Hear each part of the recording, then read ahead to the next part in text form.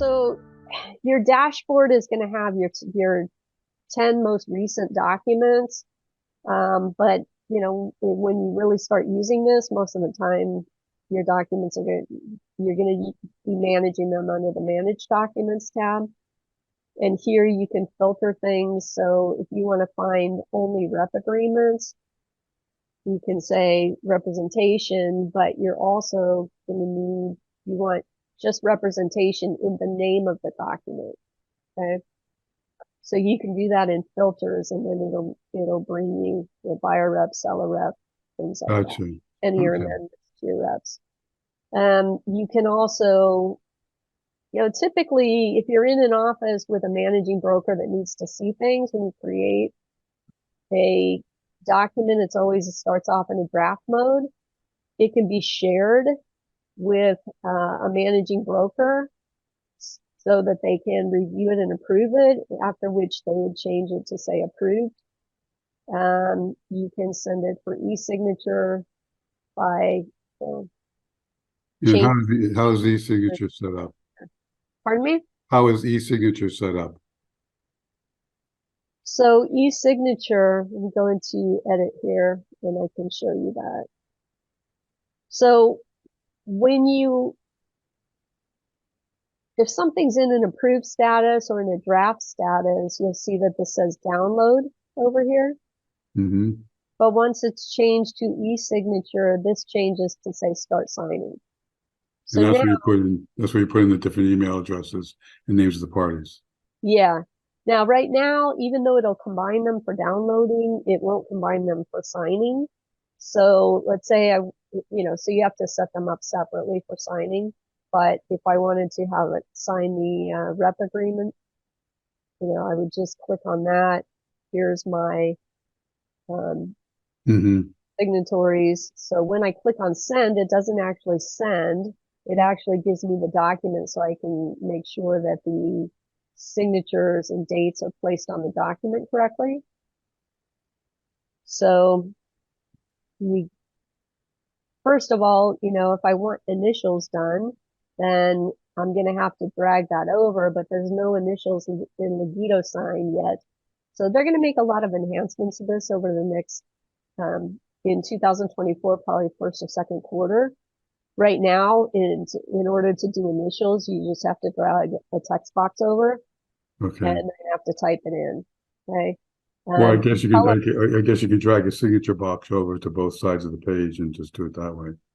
yeah, I mean the signature has the signature blocks. We have placeholders um, in the form, so it puts the signature blocks on there for you already. Right. It doesn't put the dates over, so you do need to put the dates on there. And the one thing about Legito is that it's a European company, so the date formats are usually day, month, year. We Okay. need to change that for US format, otherwise it confuses the clients because they'll sign on February 3rd and it'll look like they signed on March 2nd. And is it numeric or is it written out?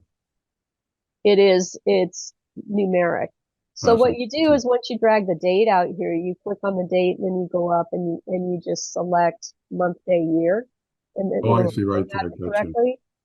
And then same thing, you got to bring this date over and click on it and then change it to month, day, year. So, we've asked them to give us, since CAB is all one account, we've asked them to give us the ability to default the date format to be US date or American date. And, that's one of the things that they're looking at doing. Okay. And then again, your initials, you just drag down here. Once you've got the fields all placed on the form, before you click start signing, because that actually will send it, next to it, there's a little arrow. So you click that and you can customize the message. Gotcha. So you can say rep agreement for signature and then add, please review, call me if you have any questions or whatever. You save your custom message. And then at that point, once you click start signing, it'll actually email it out. Now, what if I wanted an addendum to this agreement to be additional terms or modification of terms? How do I do an addendum? Well, again, when you You can do an addendum when you create the rep agreement. Let me see. Let's see.